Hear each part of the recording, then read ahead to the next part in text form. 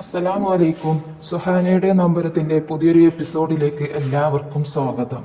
സുഹൈലിൻ്റെ വീട്ടിലെ വിവാഹ തലേ ദിവസം എല്ലാവരും നല്ല സന്തോഷത്തിലും ആഘോഷത്തിലുമാണ്. അങ്ങനെ ഇരിക്കെ കുടുംബക്കാരുടെ ഇടയിൽ നിന്ന്, അല്ല സുഹൈലെ, നിന്റെ മണവാട്ടിക്കെന്താ മുല്ലപ്പൂ ഒന്നും വേണ്ടേ? അതിന് സുഹൈൽ പറഞ്ഞ മറുപടി, എൻ്റെ മണവാട്ടി മുല്ലപ്പൂവില്ലാതെ പോരുകയാണെങ്കിൽ എൻ്റെ കൂടെ പോന്നാൽ മതി. അതായിരുന്നു സുഹൈലിൻ്റെ മറുപടി. അങ്ങനെ വിവാഹ ദിവസം വന്നെത്തി.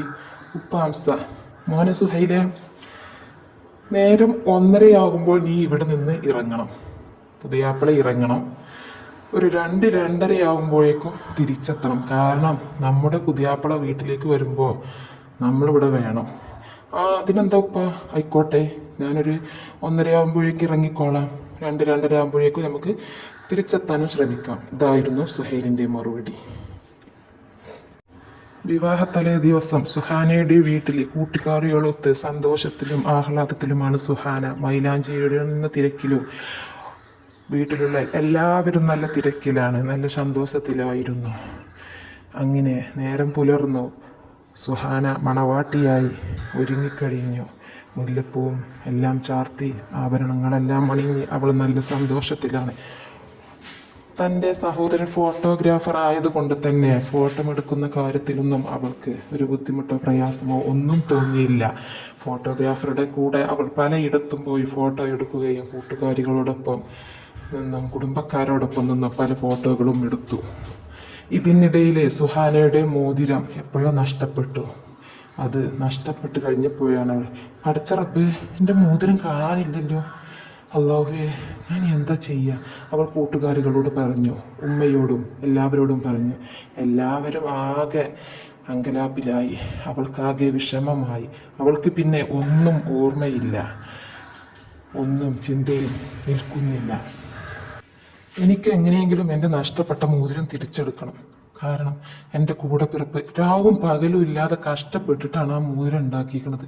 എൻ്റെ ആഭരണങ്ങൾ ഓരോന്നും അവന് ഉറുമ്പ് അരുമണികൾ ശേഖരിച്ച് വെക്കുന്നത് പോലെ ശേഖരിച്ച് വെച്ച് ഉണ്ടാക്കിയ മുതലാണടി എന്ന് അവൾ കൂട്ടുകാരിയോട് വിഷമം പറഞ്ഞു. സാരമില്ലടി, കിട്ടും, അത് കിട്ടും, നീ വിഷമിക്കണ്ട, കൂട്ടുകാരി അവളെ സമാധാനിപ്പിച്ചു. ഇതിനിടയിൽ സുഹൈലിൻ്റെ വീട്ടിൽ കല്യാണം ആർഭാടമായി നടക്കുകയാണ്. 2 വിവാഹമായതിനാൽ തന്നെ നല്ല ആളുകളുമുണ്ട്. സമയം 1 മണി. സുഹൈലിൻ്റെ ഉപ്പാംസ, മോനെ സുഹൈലെ, ഇറങ്ങാൻ സമയമായില്ലേ? നേരം വൈകണ്ട, പെട്ടെന്ന് ഇറങ്ങണം, ഇവിടെ നിക്കാഹുള്ളതാണ്, നേരം വൈകിക്കണ്ട, പിന്നെ നമുക്കും ഇവിടെ നിക്കാഹുള്ളതാണ്, 2-2:30 തിരിച്ചു വരികയും വേണം എന്ന് സുഹൈലിൻ്റെ ഉപ്പ സുഹൈലിനെ ഒന്നും കൂടെ ഓർമ്മപ്പെടുത്തി. ആ ഉപ്പ ഇറങ്ങാനായി.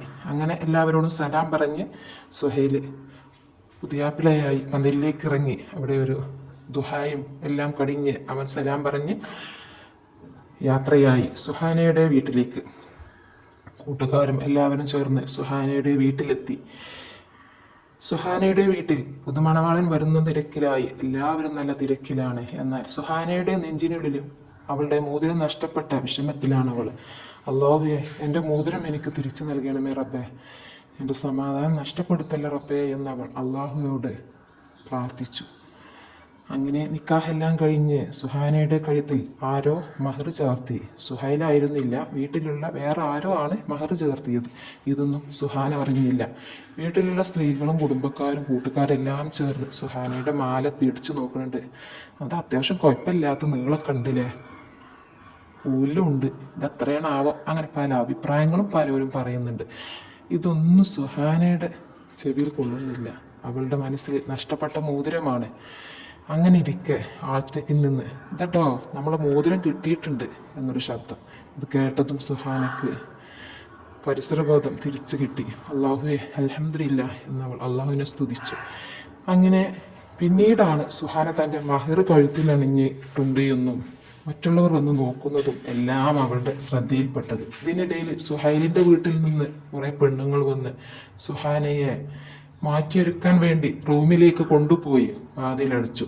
അങ്ങനെ അവൾക്ക് സാരിയെല്ലാം അണിയിച്ച് അവൾ മണവാട്ടിയായി ഒരുങ്ങി. എന്നിരുന്നാലും അവൾക്കൊരു കുറവുണ്ടായിരുന്നു, മുല്ലപ്പൂവ്, നെറ്റിക്കുറി. ഈ 2 കുറവ് കാരണം തന്നെ അവൾക്ക് വലിയ വിഷമമായി. കാരണം പക്വതയില്ലാത്ത പ്രായമാണ്.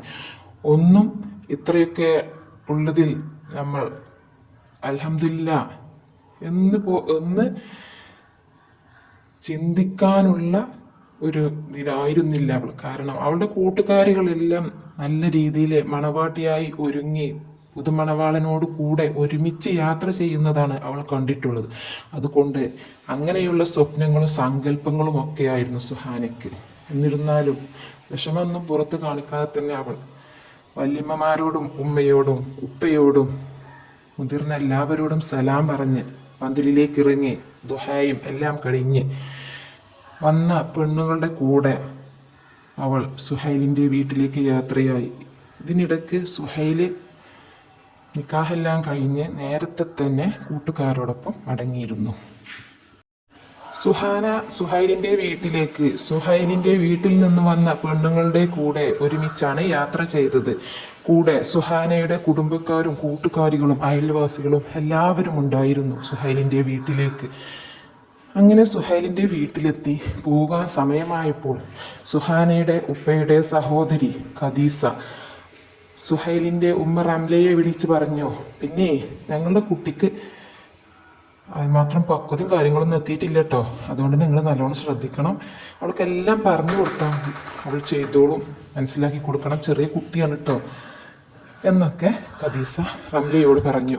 അപ്പോൾ റംല അതിനെന്താ, അതൊക്കെ നമുക്ക് പഠിപ്പിച്ചു കൊടുക്കാം, അതൊന്നും കുഴപ്പമില്ല, നിങ്ങളെ കുട്ടിനെ ഞാൻ പൊന്നുപോലെ നോക്കിക്കൊള്ളാം എന്ന് റംല ഖദീസക്ക് വാക്ക് കൊടുത്തു.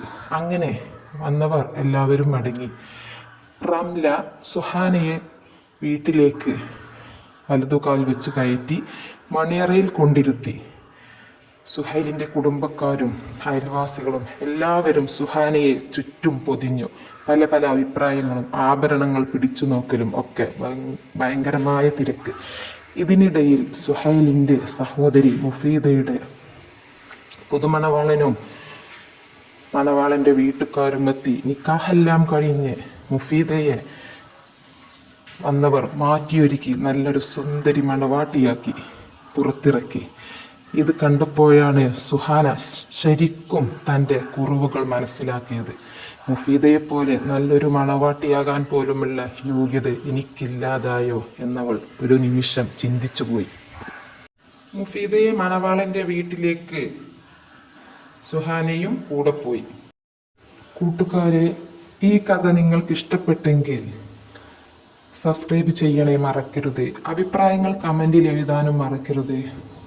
പല തെറ്റുകളും വാക്കുകളിൽ പെട്ടുപോയിട്ടുണ്ടെങ്കിൽ ക്ഷമിക്കണേ. ഇത്രയും പറഞ്ഞ് സുഹാനയുടെ നമ്പരത്തിൻ്റെ അടുത്ത എപ്പിസോഡ് അടുത്ത ദിവസം.